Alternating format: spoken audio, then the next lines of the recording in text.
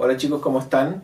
Nos vemos otro día más en este proyecto enero 2018, donde trato de conversar todos los días de algún tema relacionado con la industria musical o con el negocio de la música. Y en el día de hoy nos corresponde hablar sobre el negocio de las radios. He conversado con un montón de músicos durante toda mi carrera y un montón de alumnos durante toda mi trayectoria docente. Y si hay algo de lo que me he fijado es de el tipo de queja que yo escucho de los músicos, sobre todo ante la poca presencia en este medio que se llama radio. He tenido la suerte de hacer algún tipo de investigación relacionada con las radios y he tenido que despejar, no porque no es limpiar, es despejar ciertas, ¿cómo se puede decir? Ciertas formas de pensar que tenemos por lo general en la música que no son muy convenientes para un medio de comunicación como es la radio.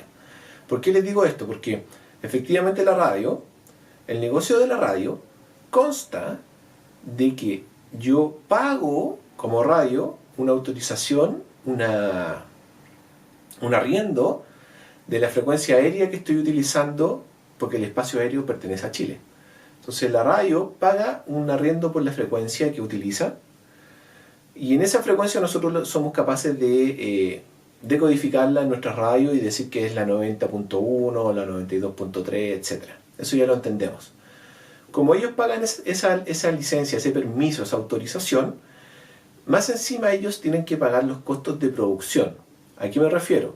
Las antenas que tienen que transmitir, los estudios donde se hacen los programas o se hacían, equipos técnicos donde hacen que la señal que entra en la radio para salir al aire es comprimida y luego sale al aire, y nosotros podemos escuchar toda la música relativamente similar porque los archivos de audio no necesariamente son iguales.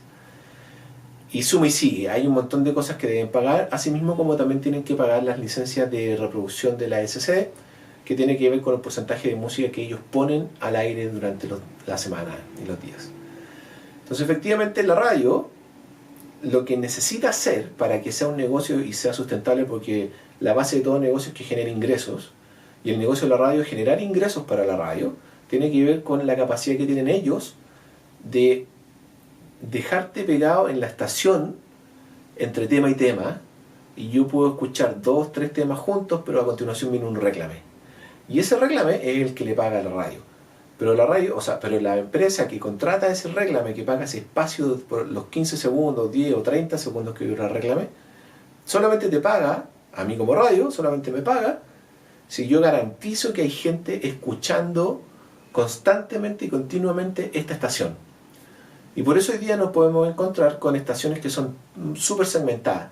Está la estación de música clásica, están las estaciones de pop, están las estaciones de música bailable, están las estaciones de rock, están las estaciones románticas, están las estaciones del recuerdo, y del recuerdo no del recuerdo de nuestros papás de hace 40, 60 años atrás, estamos hablando del recuerdo de gente de 40 años que escucha música de los 90 y de los 80.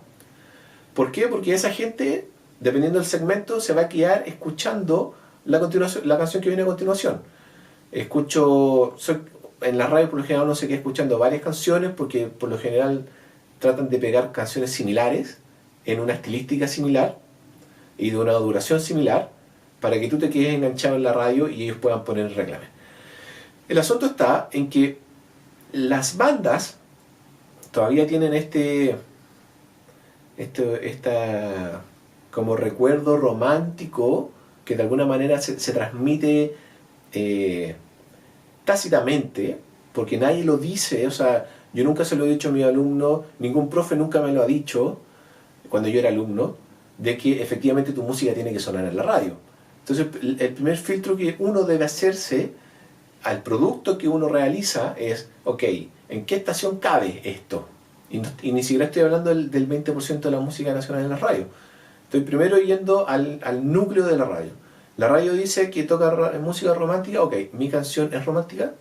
¿Sí o no? ¿O es rockera? ¿O es jazz? ¿O es clásica? ¿O es reggaetón?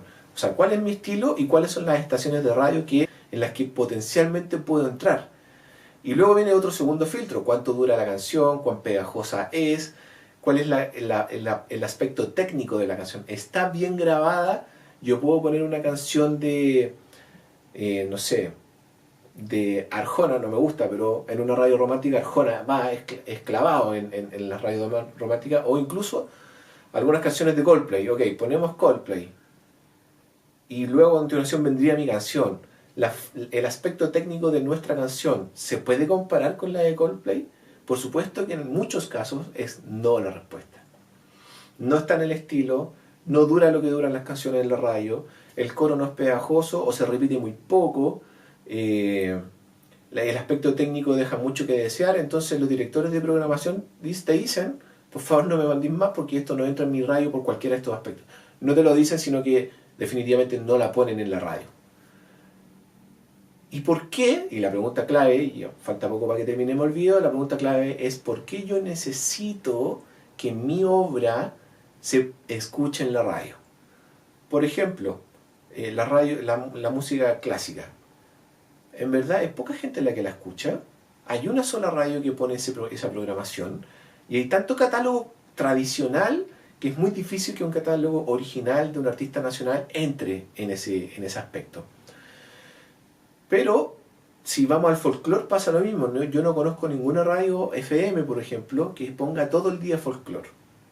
Entonces, ¿cómo voy a llegar yo con una canción folclórica a una radio que tiene los parámetros súper elevados en técnica, súper elevados en que sea pegajosa y súper elevados en que sea que dure los tiempos que debe durar, o que el mensaje sea claro, o que no sea ofensivo? Hay bandas nacionales que no entran en la radio porque o sus letras son ofensivas o sus nombres son ofensivos, porque la radio es un negocio. Y si siguen peleando constantemente de que ¿por qué no me ponen en la radio? Que yo voy una y otra vez a la radio. No vayan a la radio. Probablemente para un sello es buen negocio, para un artista pop que gasta muchos recursos en que su canción sea la mejor, la más taquilla, la más popera, la más bailable, la que se repite mucho el coro, a él le conviene estar en la radio porque efectivamente hay una retribución por los derechos autorales de que tu canción suene mucho en el verano o en cualquier época. Pero muchos de los estilos, muchas de las bandas no son para la radio y no tienen cabida porque efectivamente te van a poner en la radio y la persona del otro lado va a decir, ¿sabes qué? Mejor me voy a cambiar la radio, porque es muy fácil. Y la persona que está pagando el anuncio va a decir, oye, pero pusiste música donde la gente no la conoce y se va de la radio. Y a mí no me conviene poner y pagar tu espacio para mi difusión, para mi réglame. Y se genera este circuito en donde solo entran algunos artistas, solo son algunas marcas. Mucho de lo que estoy hablando del negocio de la radio ya está mutado hacia internet, donde las marcas están gastando su presupuesto en ese ámbito, donde es mucho menos restringido los parámetros estilísticos y los parámetros técnicos de las canciones. Así que piénsenlo muy bien. Si ustedes quieren estar en la radio, hay procesos para estar en la radio, desde toda índole, incluso desde la selección de quién va a ser el productor musical de tu canción. Eso te puede ayudar a impulsar y entrar en la radio. Pero muchos artistas hacen el trabajo opuesto. Hoy día, 2018, primero amaso una gran cantidad de público fuera de las radios. Y por ende la radio va a decir, oye, pónganle ojo, ese artista está llevando gente a los conciertos, está vendiendo sus discos, tiene mucho streaming. Oye, ¿por qué no lo ponemos en la radio? Y se traslada hacia la radio. Porque la radio es reactiva y la radio es un negocio que se debe asegurar de generar los ingresos que necesita para subsistir. Obviamente por eso tuvieron tanta reticencia a la ley del 20% de música nacional en las radios de Chile. Porque desde su perspectiva ellos no estaban seguros de que la gente iba a escuchar o se iba a quedar en la estación, lo que iba a generar de que una fuga de auditores, lo que hace que las marcas se vayan de ahí. O sea, un susto financiero. Ojo cuando ustedes busquen esto, pónganle mente, piénsenlo, hagan un trabajo exhaustivo de qué es lo que ustedes están ofreciendo y cuáles son los lugares donde puede entrar en el caso de la radio y en otros casos. Canales de YouTube, playlists de Spotify, playlists de YouTube que están on fire últimamente, lugares donde se toca esta música, etc. Así que los dejo invitados para que sigan investigando, sigan leyendo. Hay literatura de todas estas materias que les he hablado durante todos estos días. Así que es importante que ustedes también se vayan perfeccionando. Recuerden que si a uno le va bien, a todos nos va bien. Así que cuídense y nos vemos mañana.